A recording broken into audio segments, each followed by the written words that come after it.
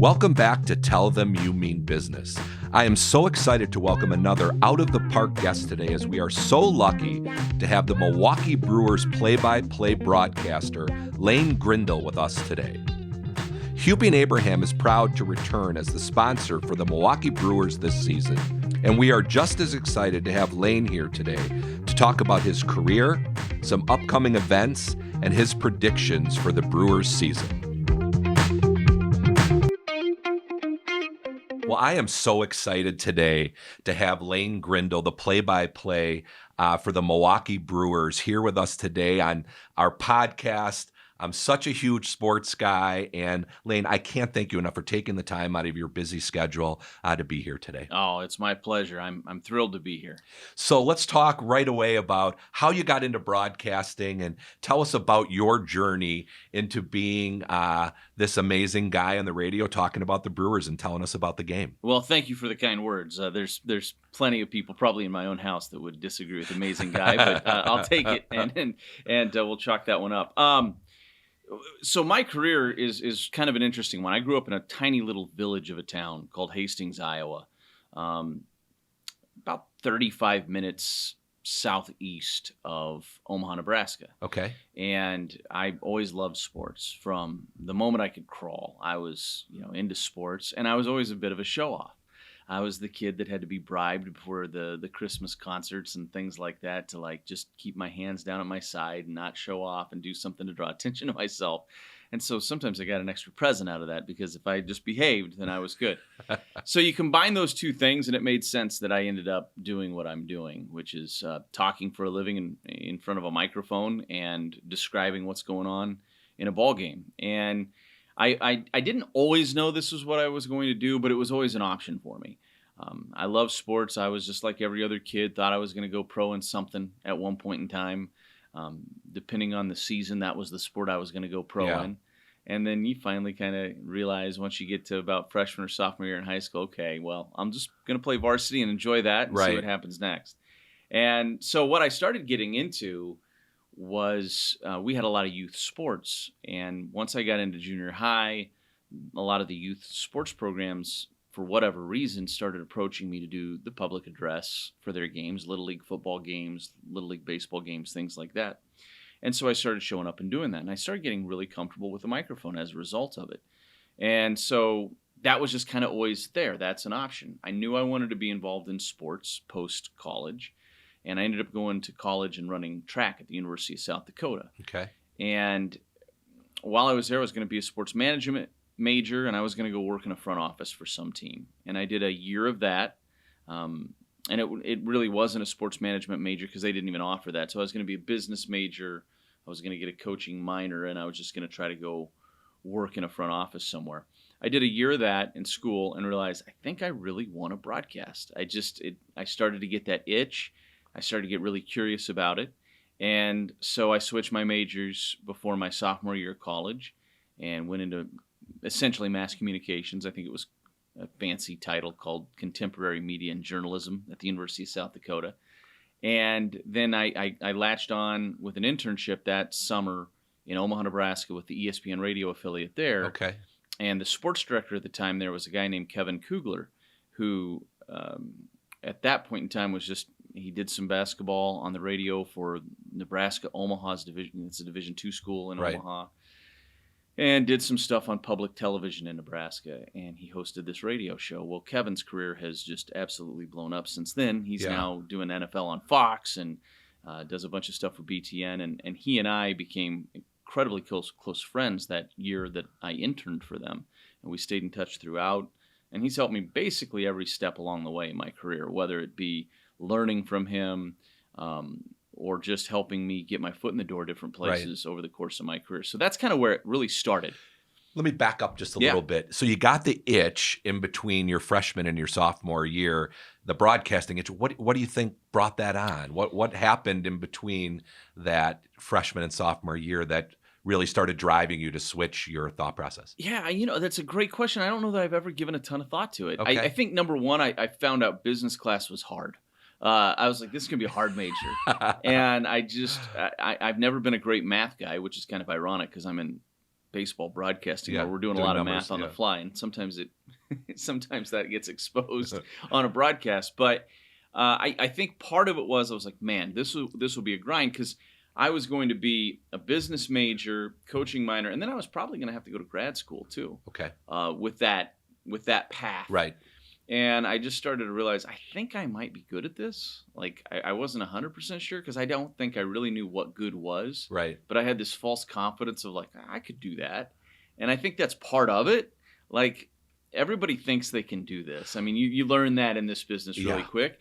And so the confidence is good, but you have to also have the humility to learn and grow as you're doing it. Oh, at the same definitely. time. It's funny because I really enjoy being behind the microphone and doing these kind of things. And, I think everyone thinks when they see people do it and it's relatively effortless looking, they think it's so easy. But what they don't realize is it took that person a heck of a long time to get good at their craft to be able to do it. But I think with respect to what you're doing and like just us talking on a podcast today, some people just naturally have that knack to be able to communicate and talk and have a conversation, and others don't. But the one interesting thing you said is that you had somebody that kind of took you under their wing, and they've been there every step of the way. And I was lucky enough last week to meet Scott Van Pelt and play golf with him out in D.C. For a couple of days with Andy North, who happens to be a good friend of mine. And he told a really great story. The same kind of thing that you told is that he had an internship at the Golf Channel, and they sent him out, and he was acting like he was one of the professional golfers, and it wasn't Jack Nicklaus, but I can't think of the name. And someone heard him like answering questions from somebody that he was acting as the professional golfer, and they're like, who is that guy? And they said, that's our intern Scott Van Pelt. And they said, well, that guy should be out doing stuff in the field. And it was that kind of a break that got him out. And then he met Tiger Woods, who became friendly with him, and that just set the whole ball in motion. It was a really interesting story, and it's the same for all of us. We all need a mentor or somebody to help us, to get us moving along, and to be there by our side. I had that as a young lawyer, joining with my partner here, Mike Hupy. And if you don't have that, it really becomes harder to be successful. So, okay, you get the itch, you change. And then what's the first thing you do out of college in this kind of arena? How do you get yourself moving in that way? So where I really lucked out was, I'm doing this internship for Kevin at 1620 The Zone in Omaha. And I met another guy that was working there named Mark Kranek. And he was the assistant program director. And he was another guy that really took me under his wing and taught me a lot of the kind of the nuts and bolts of radio broadcasting, a lot of the fundamental things, how to write script, all those things that really paid off for me down the road. And I started doing some stuff for another sister station of 1620 The Zone, where they were putting me on the air once in a while, which was a great break. That was through the rest of that summer. And at the end of that summer, I'm going back to college, and I realized I love this. Like, I don't want to stop doing this. Yeah. Like, I was never thinking I want to drop out of school and do this, but it was kind of that, like, I get why somebody finds what they love, and they're like, I don't want to go back in the classroom. I just want to do this the rest of my life. Because it's not work. If you love it, you don't feel like you're going to work. I was like, this is the greatest thing ever. So I talked to Mark about, hey, can you help me find a place back in South Dakota, one of those radio stations? Can you make some calls for me and see if somebody would take me on as a part-time guy? I'll run the board. I'll do whatever they need me to do. And so we kind of investigated it together. He reached out to the ESPN radio affiliate in Yankton, South Dakota, which is like 30 miles from Vermilion, where I was going to school, and also the flagship station for the University of South Dakota Athletics. And he just said, hey, I got a guy. You should find it. And they said, we're always looking for part-time help. And so I drove up right before I moved back into my place, and had an interview that morning over in Yankton, got the job on the spot. I think they were going to hire me no matter what, because they were just looking for bodies. And then that was really the start of my hands-on experience, because I worked for a locally owned radio station called Culhane Communications, and the owner of that station, Kevin Culhane, who I did not know for probably the first month or two that I worked there, he started to kind of hear some of the stuff I was doing on the side, because I would stay there and mess around on what was then called Cool Edit Pro. It's Adobe Edition now, but it was like an editing software. And I would put like my own pregame shows together, my own high school scoreboard shows together, and things like that. And then I would send them out to the program director and say, hey, what if we did this on a Friday night? I would be willing to host it. Right now you're just playing music, but you could probably sell it and see what comes of it. And they were like all for it. And so every time I brought an idea to them, they're like, yeah, do it, go for it. As long as you want to do it and put the work in on it, absolutely. It's a blank canvas for you. And so I started doing things like that. And eventually they came to me about, I don't know, maybe 4 or 5 months into working there. And they said, how would you like to start doing some games, some high school sports? And we'll even let you do some of the women's basketball for the University of South Dakota. And I was a junior in college at this point. Absolutely.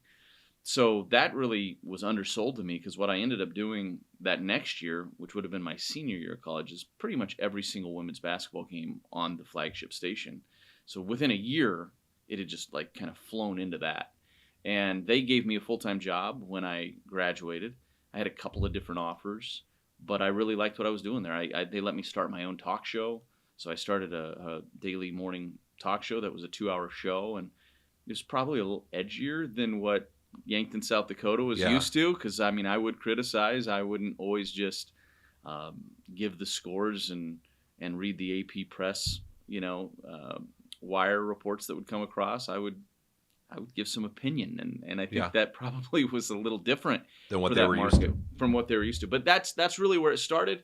And then you were obviously off and running, Yeah. and your career's going. And then I think, if I remember correctly, you joined the Brewers in 2016. Yes. And when you joined the Brewers first in 2016, were you immediately going to be on the air? What were you doing? Yeah. Tell me about that. So I had spent 10 years at the University of Nebraska. Right. At that point. That was kind of the gap in between what I was just talking about in South Dakota and arriving in Milwaukee.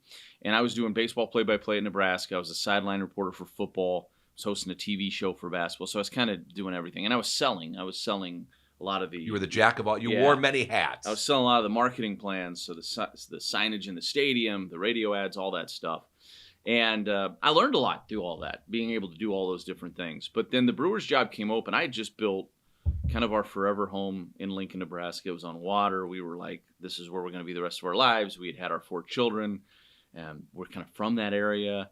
We had family that lived in town. It was just like, we'll never leave Lincoln. That was our thought process. And then the Brewers come calling. And our only caveat to that was always Major League Baseball in a Midwest market. Because I really am a Midwest guy. I want to raise my family in the Midwest. My wife feels the same way. So it was Major League Baseball in a Midwest market. And you're thinking, well, what are the odds that one of those jobs is going to come open and you're going to get it? And lo and behold, that happens in February of 2016. And it was a little scary, to be honest with you. It was a big jump for me professionally. It was a big move for our family and 4 young children at that point in time. And it's been the biggest blessing of our lives. I get emotional when I think about just how great this move has been for us. Well, you're doing such a great job. And the Brewers have been good, which, for a small market team to be able to compete and do what they've done is just awesome. So you start in 2016. And how's the transition been from that until now? And tell us just a smidge about what it's like to work with Euchre and tell us about that. Well, that's been the, I think, real fortunate thing for me is that when I got hired, I think what they told me in the process is like, hey, you're going to probably call maybe 50 games out of 162. You're going to do about 50 road games. That'll be it. Because at that point, Bob was not really traveling as much anymore, and they needed a guy to fill in for Bob. So my joke was always, when we were on the road, somebody would always come from down below in the crowd and yell up to the booth to try to get Bob's attention. And then when I would poke my head above and see their disappointment, I would say, I'm sorry I'm here. I know you're wishing the other guy was here, and I understand that. I would be too if I were you. But that really grew each year. I think my first year I did actually probably closer to 60. And then by year 2, I was doing close to 75, 80. And each year it's gone up. Last year, I think I ended up doing about 120 some games. And this year, I'll do over 130 of the 162. So it's grown each year. Bob essentially doesn't travel anymore unless it's postseason or a chance to clinch late. And now I'm doing a lot more home games and working with Bob, because we've moved Jeff Levering over to the television side predominantly now. So I get to be kind of Bob's partner now on the radio. We did a bunch of games together last year, about 40 or so, maybe 10 the year before together. And this year we're going to do close, definitely north of 40 and throw spring training, and it's going to be well north of 50. So it's been a great experience. He is clearly he's one of the greatest entertainers that we've Yeah. ever seen in this business. He is the greatest entertainer we've ever seen in this business. He's one of the greatest entertainers, period, in my opinion, that we've ever seen. And he's a great friend, and he's been a really good mentor to me, which I wasn't sure when I got the job what to expect in that regard. Is he going to take is he going to take me under his wing? Is he going to pay attention to what I'm doing? Is he going to have feedback for me? Or is it just going to be, hey, kid, just go do your thing. Right. And I'm going to be over here doing mine. And it's been incredible in that regard. And you think, hey, you make it to the big leagues, and I think players are this way too. Not necessarily players, but what we think of players or what we think as fans of the development process with players, probably the same thing with broadcasters. And we talk about this a lot in the Brewers organization. Just because a guy gets promoted to the big leagues doesn't mean there isn't development left. Oh, sure. And we've seen that. Look at Corbin Burns in 2019, and now he's a Cy Young Award winner. You always got to learn in your craft. Yes, you got to always grow. If you think that you know it all and you don't need to do anything or learn anything, you're just going to get stale. Absolutely. I don't care what profession you're in.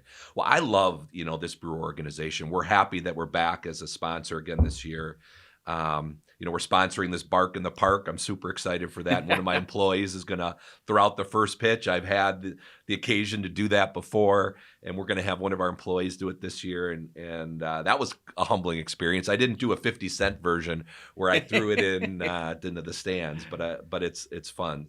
And then we're also giving away this year's Robin Yount's retro jersey on August 7th to the first 35,000 fans. So we're excited about that.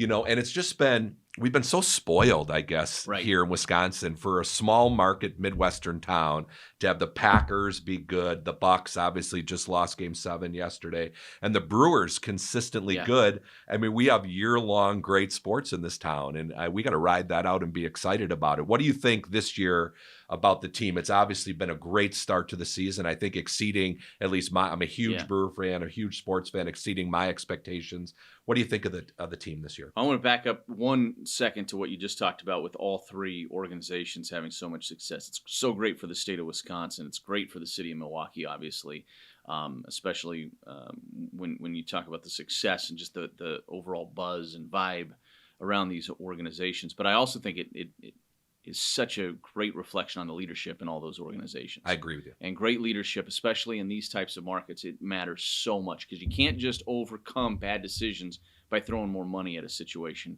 in these organizations, specifically talking about the Brewers in the way the economics of baseball work. And so great ownership with Mark Attanasio, and then just great leadership with David Stearns and Matt Arnold on the baseball side. They have killed it. And Rich Schlesinger on the business side. I mean, it's a collaborative group effort, and they just have absolutely been phenomenal. The GM's office for a small market team, it's incredible. The decisions that they have made have been remarkable. There's very few big moves they've made that haven't worked, and that's really rare because a lot of times it's a coin flip when you make these moves. You have the information that you're using to make the best decision possible at hand, and more often than not, way more often than not, they're right. So it's phenomenal. Well, the other thing about it is we can't be a market that if you get that decision wrong, we can just throw another $50 million at it to make it right. Yeah, you can't be the Mets and DFA Robinson Cano and pay him all that money to not play for you. I mean, that's just not feasible in a market like Milwaukee's. And so they have to get these decisions right.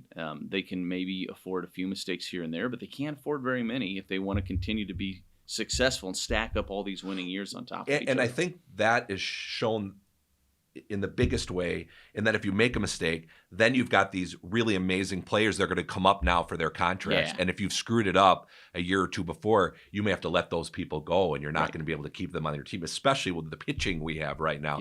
They're going to have some really tough decisions coming down with this amazing pitching in these contracts. Yeah, it's an embarrassment of riches right now. It really is. I mean, Corbin Burns is the best pitcher in baseball. I don't have any hesitation in saying that. I know Max Scherzer has a claim, and Jacob deGrom, when healthy, is certainly in the conversation, and we can go down that list. But for me, and I know I'm biased, but I don't think there's anybody as nasty and as consistently great as Corbin Burns is.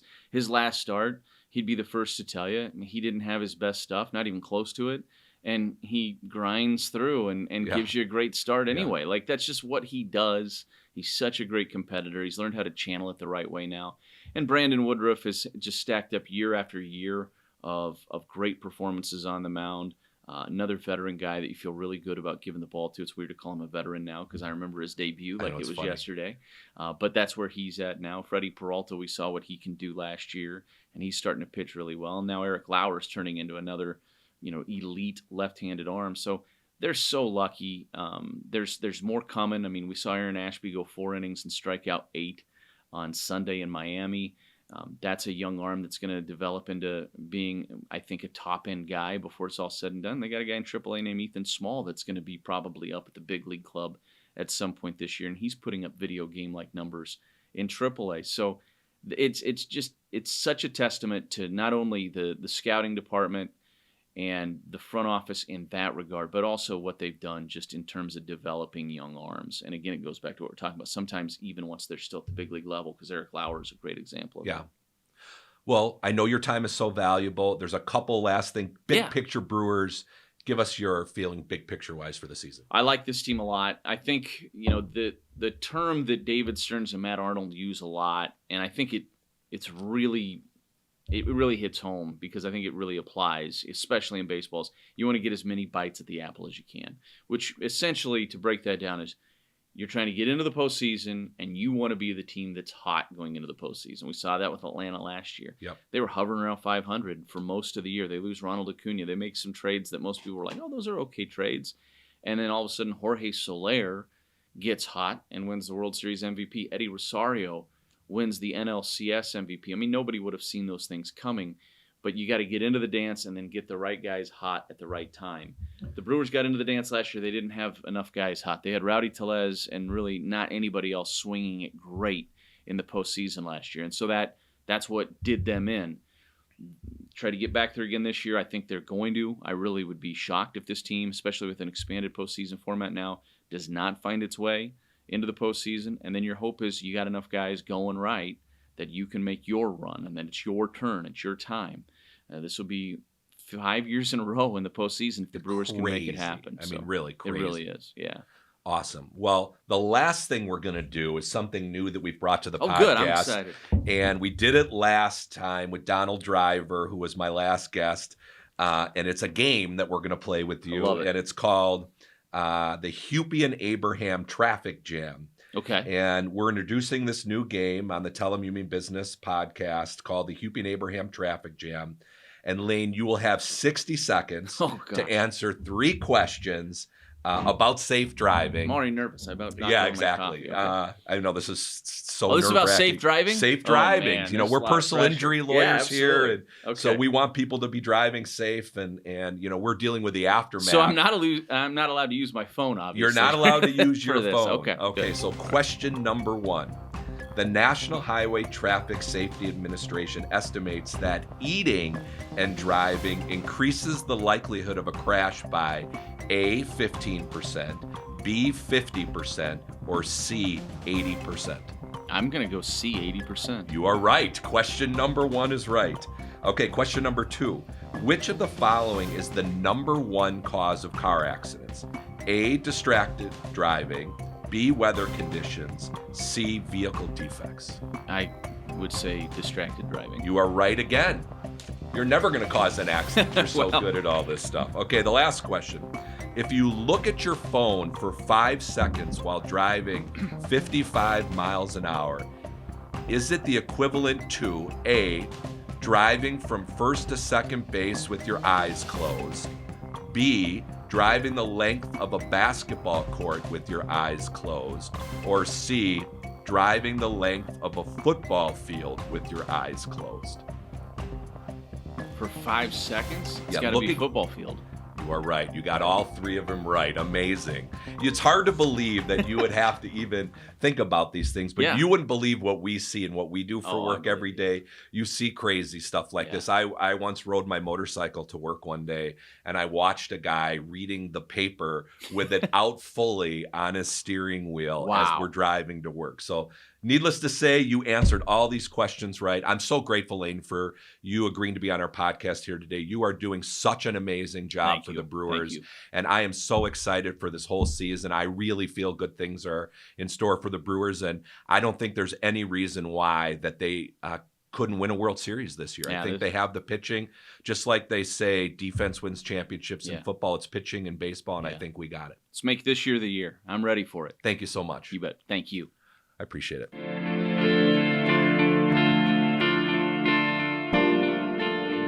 Case result reading. Our client was rear-ended by a distracted, uninsured driver who pushed her car off the road and into a tree.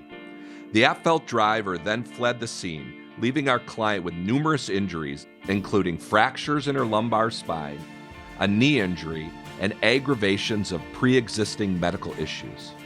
A course of care over the next year and a half included physical therapy, chiropractic care, and injections in her knee, which helped her return to a pre-accident status.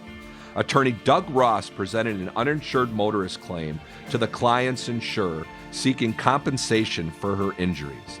The end result was a settlement of over $99,000 and a very satisfied client.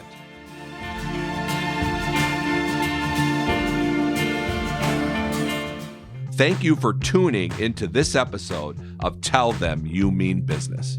We are looking forward to more amazing guests, events, and stories coming up this season that you don't want to miss. So be sure to subscribe so you never miss an episode. If you want more information about the topics covered on this podcast, visit Hupy.com or email info@Hupy.com.